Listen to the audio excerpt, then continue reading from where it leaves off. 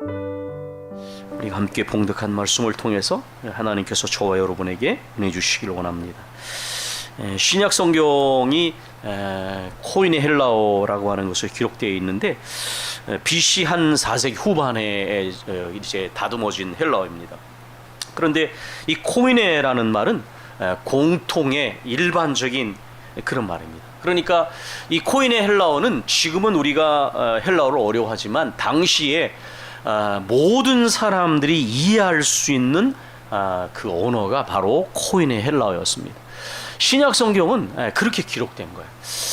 앞으로 어떻게 될지 모르지만 앞으로 우리 청년들이 가정을 이루고 이제 자녀를 낳으면 제가 남은 목회 생애 동안에 가장 중요하게 생각하는 것은 이 거대한 출세와 입시 교육에 압도되어 있는 이런 현실에서 어떻게 신앙적으로 가정을 세우고 초등학교 때부터 아이들을 대여섯 군데 학원을 보면서 수많은 돈을 낭비하고 그래도 공부하는 훈련이 안 돼 갖고 대학에 오는 이 낭비적인 현실 속에서 어떻게 하나님의 말씀으로 정말 세상 교육에 대항할 수 있는 그런 저항을 할 것인가, 그게 이제 고민인데 많은 좋은 사례들이 있습니다. 저는 이 성경의 원어와 이런 언어와 또 성경에 바탕한 그런 교육의 준비를 통해서 앞으로 좀 우리 청년들이 믿음의 가정을 이루고 세상 교육에 타협하지 않고 신앙적 교육 안에서 정말 실력 있는 그런 인물들, 이 하나님의 뜻을 이루는 그런 자녀들을 세웠으면 그런 바람이 있습니다. 성경이 지금은 언어적이고 문화적인 차이가 있어서 어렵게 느껴지지만 말씀드린 것처럼 이 성경의 언어는 신약의 코인의 헬라어는 누구나 이해할 수 있는 시장의 언어, 또 일반인들의 언어였습니다. 오늘 본문에 나와 있는 6장 38절은 정말 그 우리 장로님이나 우리 집사님이나 권사님들에게는 또 저에게는 아주 익숙한 그런 상징을 주님이 사용하고 계시다는 걸 알게 됩니다.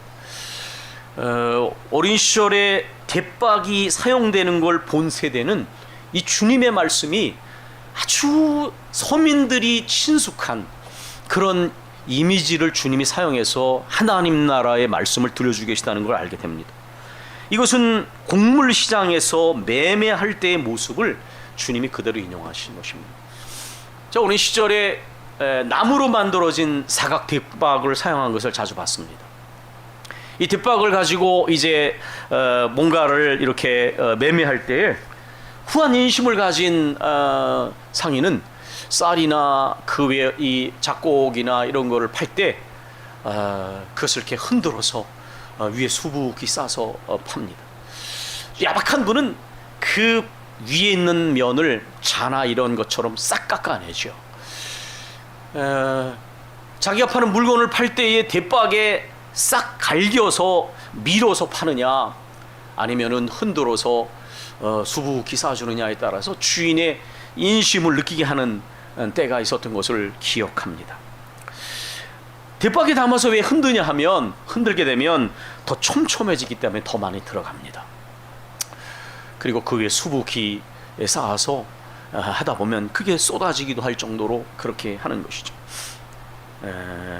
그런 후한 인심을 느끼게 되면 그 집의 단골이 되게 되는 것이죠. 저는 이제까지 이렇게 어디 어떤 물건을 사든지 손님을 일회용처럼 취급하는 느낌을 들면 아무리 물건이 좋아도 잘 가지 않습니다. 지나치게 물건 파는 데만 집중하고 사람을 소중히 여기고 자기가 하는 일 속에서 뭔가 고객에게 유익함을 준다고 하는 의식이 없는 상인은 저는 별로 그렇게 친감이 느껴지지 않기 때문에 잘 가지 않게 됩니다. 물건을 팔지만 손님을 배려하고 정성을 다하고 친절하고 인심이 느껴지고 또 물건을 사고 팔 뿐만 아니라 거기에서 잠깐이라도 주인과 살아가는 이야기를 주고받고 그렇게 되면 그런 가게는 정말 단골이 되죠. 꾸준하게 가게 됩니다. 아마 저만 그런 것은 아닐 것입니다. 저는 지금은 없어졌지만 헌책방이나 그런 가게를 20년 이상을 갖고 주인하고 삶을 나누는 관계들을 가진 몇몇 그런 분들이 계십니다.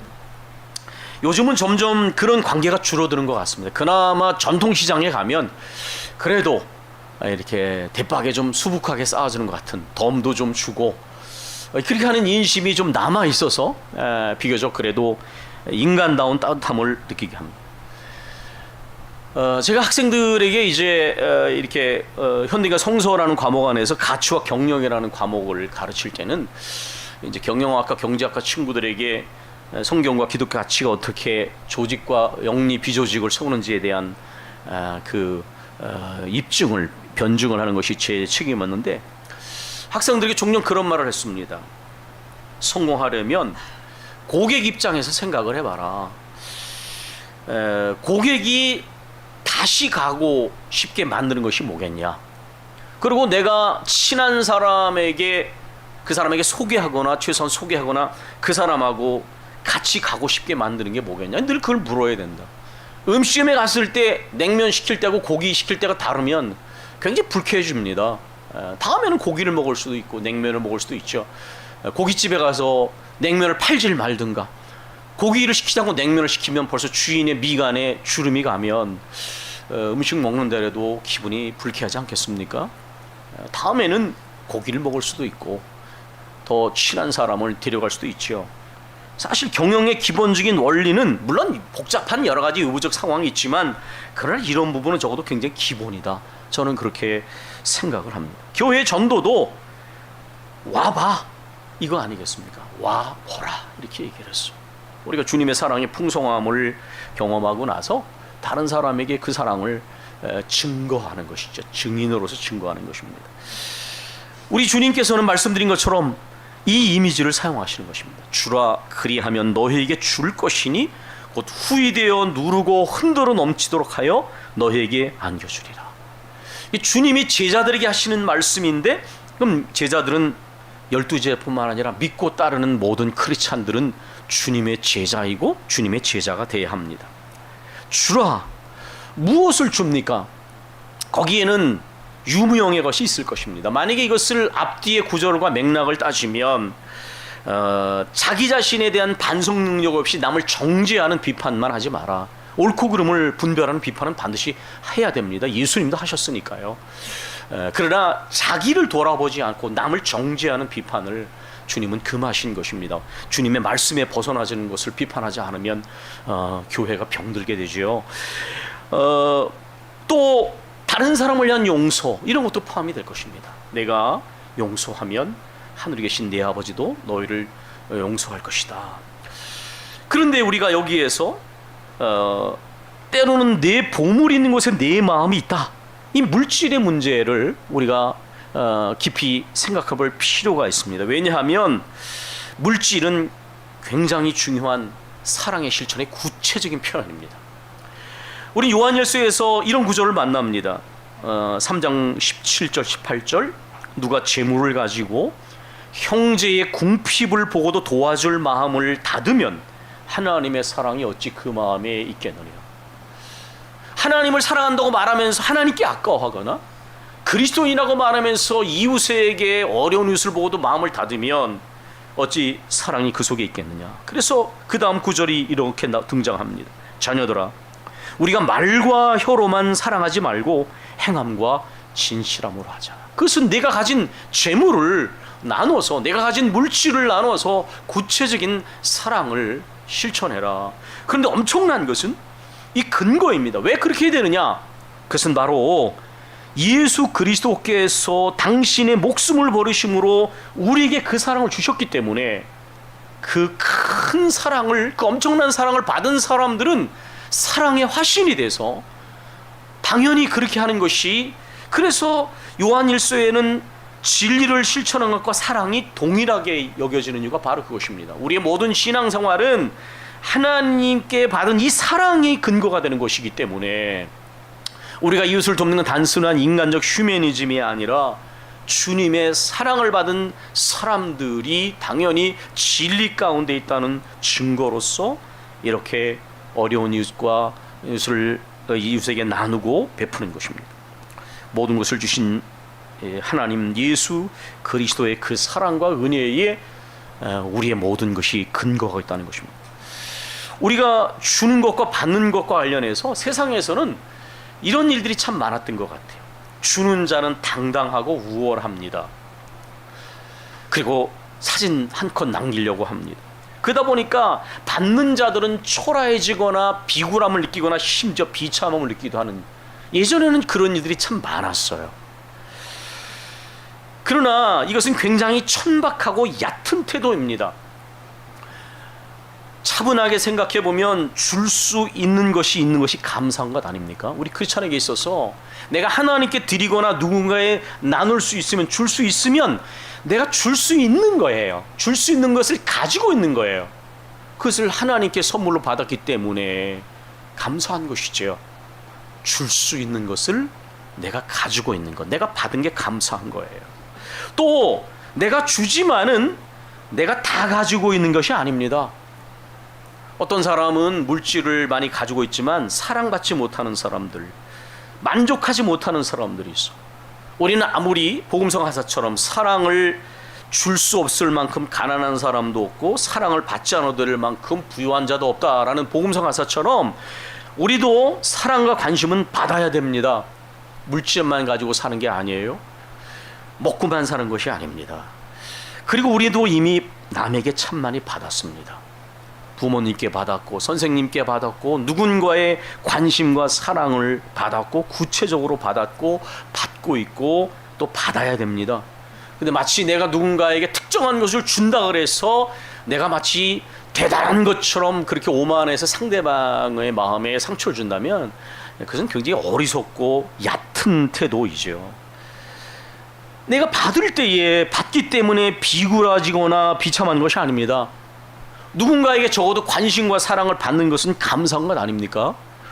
그리고 내가 받는다 그래서 아무것도 갖지 못한 것이 아닙니다. 나도 누군가에게 사랑과 관심을 줄 수 있고 또 나눌 수 있는 뭔가가 분명히 있습니다. 제가 매 학기마다 학생들에게 재능 기부라는 걸 하는데, 제가 그거 처음 할 때는 지금처럼 그런 단어가 거의 없었습니다. 어느 TV 프로그램을 보다가 하게 됐는데, 내가 누군가에게 어떤 유익을 줄 수 있는가 아이들이 생각하게 되고, 거기서 나도 누군가에게 이런 걸 줄 수 있구나, 공부가 되는 거죠. 내가 받는다 그래서 나는 아무것도 갖지 못한 사람이 결코 아닙니다. 그는 열등감과 지나친 센티멘탈함 빠져있기 때문에 그런 것이지, 나도 가지고 있는 게 많습니다. 건강한 몸이 될 수도 있고, 가난하지만 화목한 가족이 될 수도 있고, 우리에게는 하나님을 믿는 믿음이 될 수도 있고, 많은 것들이 있는 것입니다. 주는 자의 우월함이나 당당함, 받는 자의 초라함이나 비굴함이나 심지어 비참함이 아니라 함께 나누는 행복인 것이죠. 저는 우리 예배 시간에 앉아 계시지만 우리 서점자님 신교환님, 그리고 또 우리가 기도하는 우리 염려올림 보면 그렇게 살아가시는 행복이 느껴집니다. 서로 간에 이렇게 연세가 드시면서 언니 동생처럼 서로 나누고, 또 뭔가 힘들다 그러면 억지로 불러내서 같이 식사하시려고 하고, 그게 바로 나누는 행복이 아니겠는가. 무슨 이익을 따져서가 아니라 함께 그렇게 나누는 행복과 기쁨을 느끼며 살아가는 게 진짜 인간의 삶이 아니겠는가 생각이 듭니다. 사도행전 20장에 보면 복음서에 기록되지 않은 예수님의 말씀을 그 바울 사도가 에베소 교회 장로들에게 고별 설교를 하면서 하는 대목에서 인용하고 있는 것을 봅니다. 범사에 여러분에게 모범을 보여준 것 같이 수고하여 약한 사람들을 돕고 또 주 예수께서 친히 말씀하신 바 주는 것이 받는 것보다 복이 있다 하심을 기억하여야 할지니라. 저는 제가 작은 교회 목사이지만 때때로 누군가 도움을 주려고 할 때 거절한 일도 있었습니다. 왜냐하면 저는 이 말씀을 기억하기 때문입니다. 주는 자가 받는 자보다 복이 있다. 아까 말씀드린 것처럼 받는 것은 나쁜 것이 아닙니다. 그러나 계속 받기만 해서는 안 됩니다. 받는 것에 익숙해지는 것도 저는 좋지 않다고 생각합니다. 주님께서 주는 자가 받는 자보다 복이 있다. 이 말씀을 기억하라 이렇게 바울 사도는 권면했습니다.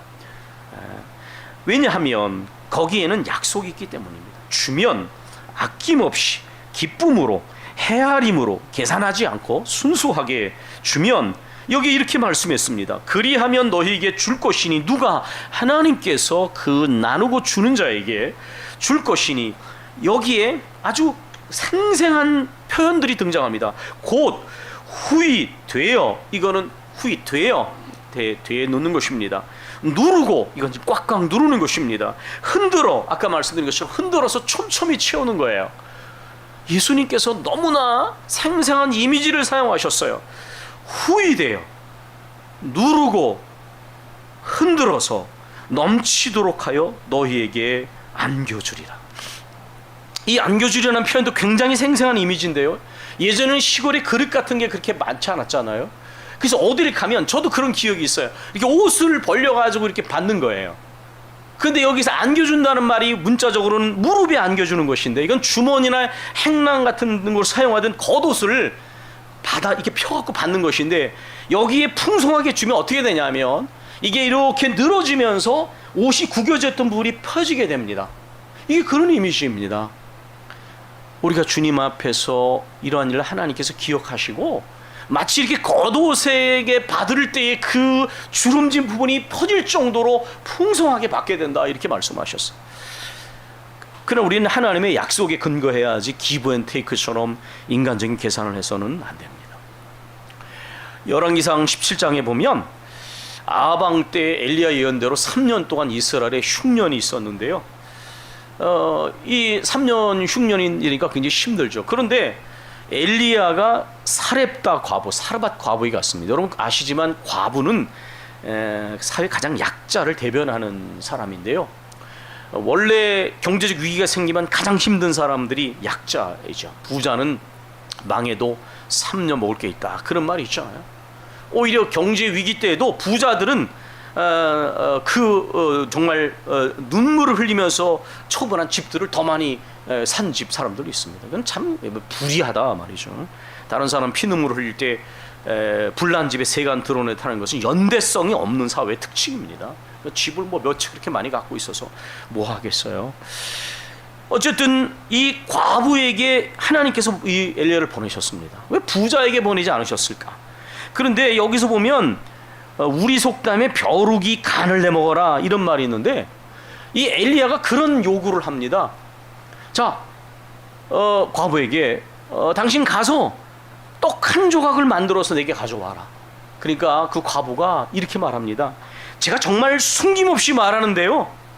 제가 지금 가지고 있는 것은 병에 기름 조금하고 통에 조그만 반죽 가루가 있는데 이거 마지막으로 요리해 갖고 내 아들하고 이제 먹고 죽으려고 합니다. 그렇게 말을 합니다.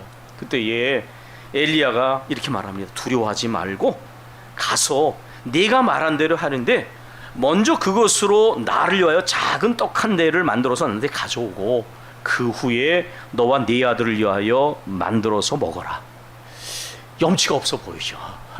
하필 이렇게 가난한 과부, 맞은 거 먹고 죽으려고 생각하는 과부에게 그런 요구를 합니다. 그런데 잘 읽어보면요, 나를 위하여 작은 떡 한 개를 만들어라. 이건 뭐예요? 이걸 세 조각으로 나누는 거예요. 그러니까 엘리야가 무대포가 아닌 거예요. 그리고 여기에 있는 것은 믿고 행동해 이렇게 말하는 거예요. 믿고 가라. 하나님의 말씀이 다시 비가 내리는 날까지 내가 순종하면 그 통의 기름과 그 병의 기름과 그 통의 가루가 없어지지 아니하리라. 그 과부가 그 말대로 하였더니 통의 가루가 떨어지지 않고 병의 기름이 떨어지지 않았다. 다시 비가 내리는 순간까지. 제가 오늘 설교 제목을 샘에서 이렇게 샘이 솟아나듯이 풍성하게 이런 말을 했습니다. 우리 교회는 그렇게 크진 않지만 저는 사실 그런 이미지가 있어요. 우리가 이렇게 계산을 해서 하면 사실 우리 교회는 그렇게 넉넉한 교회가 아닙니다. 근데 하나님을 믿고 어떤 일을 했을 때 하나님께서 그 샘에서 다시 샘이 나오듯이 채우시는 것을 봤어요.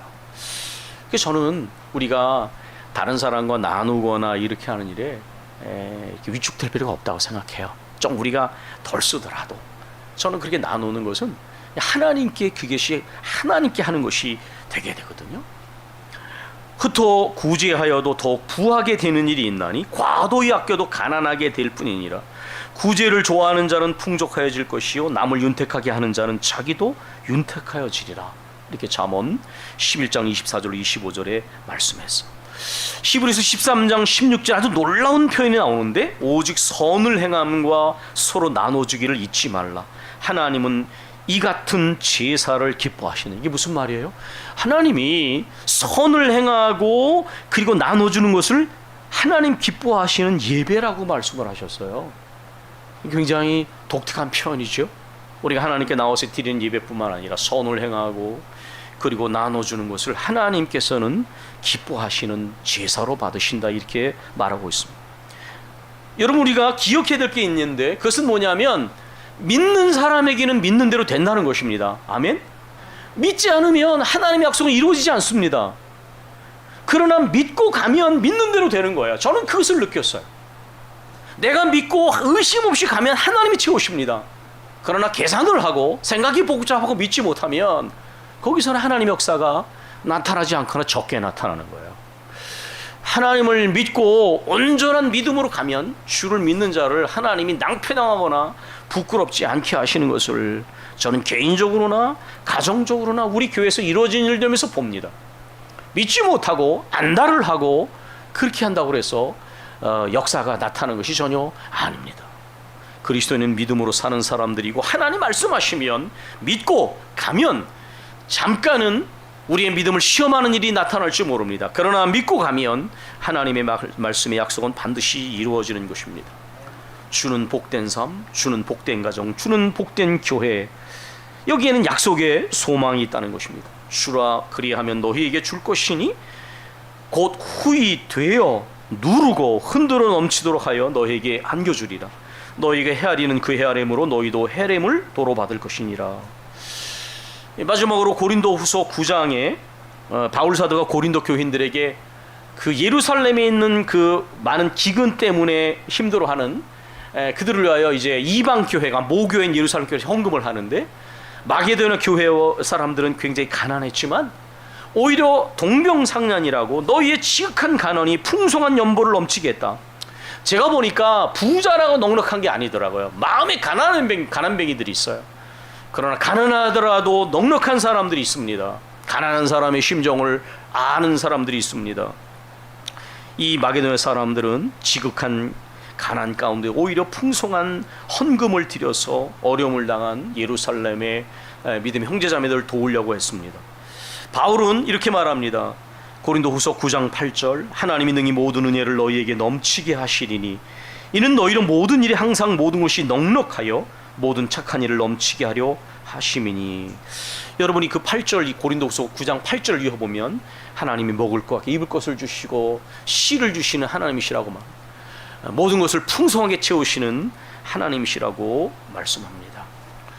우리 모든 교우들, 우리의 가정, 우리 교회는 언제나 하나님 앞에서 하나님이 우리의 영원한 기업 되신 그분의 풍성함을 믿으면서 우리는 담대하고 넉넉해야 합니다.